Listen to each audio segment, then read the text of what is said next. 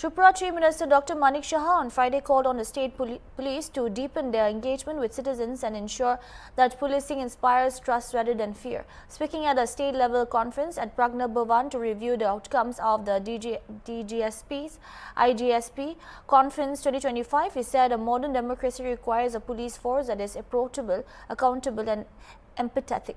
Referring to the national conference held in Raipur from 28 to 30 November, which was attended by the Prime Minister, Union Home Minister and senior security leaders, Dr. Saha said discussions focused on persistent threats including organized crime, cross-border support to disruptive elements and external funding. He noted that while India is now better equipped to address these challenges, state-level vigilance and community cooperation remain essential.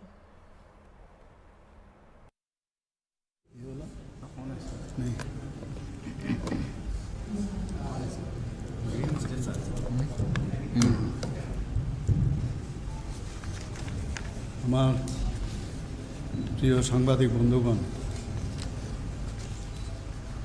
আপনাদের প্রথমে আমি স্বাগত জানাচ্ছি। আপনারা এখানে এসেছেন, অনেকক্ষণ ধরে বসে আছেন। আমাদের যে আজকের এই কনফারেন্স, যে state level conference on outcome of DGSP and IGSP conference 2025 এখানে, এবং আপনারা সবাই জানেন, আপনারা যেহেতু সাংবাদিক বন্ধু, আপনাদের কাছে সব খবরেই আছে। It is a follow up conference. Follow আপটা কি? এই সেম DGSP যারা ডিজিরা আছেন সব স্টেটে, ডিজিপিরা এবং IGP যারা আছেন সব স্টেটে, একটা কনফারেন্স রায়পুরে হয়েছিল 2025 অর্থাৎ 28 to 30 নভেম্বর।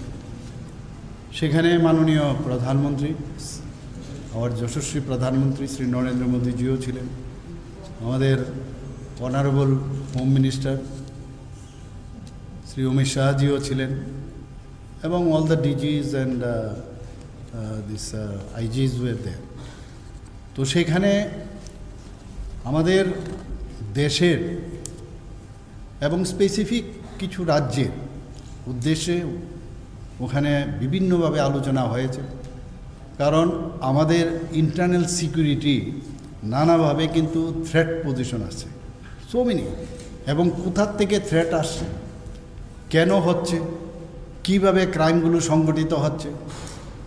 আন্দোলনের নামে পেছন থেকে দেখা যায় ফরেন কান্ট্রির থেকেও এবং স্পেসিফিক কুছ NGOs থেকেও ফান্ডিং হচ্ছে, লজিস্টিক সাপোর্ট দিচ্ছে। তো সেইগুলোর বিষয়ে বিস্তরভাবে আলোচনা হয়েছে। কারণ আলটিমেটলি পুলিশ হচ্ছে আমাদের ফ্রন্ট রানার।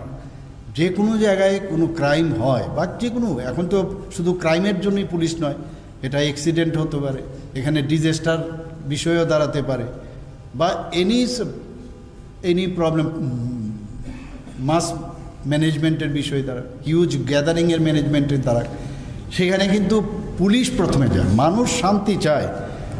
এবং আমি প্রায় বলি, মাননীয় প্রধানমন্ত্রীজি এবার যে অপারেশন সিন্দুর করার পরে উনি একটা কথা বলেছেন, এবং বহু লোক, বহু কান্ট্রির থেকে যারা লিডার্সরা ছিলেন ওনারা এসেছিলেন ইন্টারফেয়ার করার জন্য।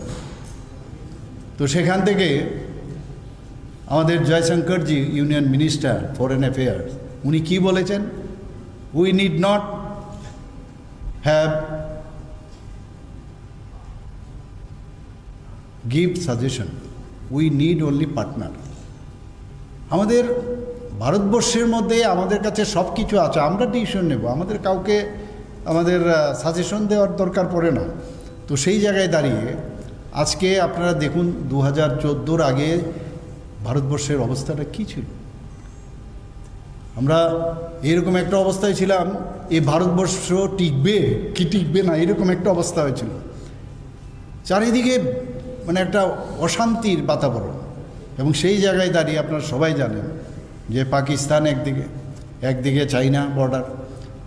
তো সেইভাবে আমাদের ভারতবর্ষকে কীভাবে, ইভেন নেপালেরও কিছু কিছু লোক আছে, কিভাবে ভারতকে দুর্বল করা যায় সেই ধরনের একটা চেষ্টা আগেও ছিল। ভারত স্বাধীন হওয়ার পর থেকেই সেটা শুরু হয়েছে, বিশেষ করে পাকিস্তান থেকে।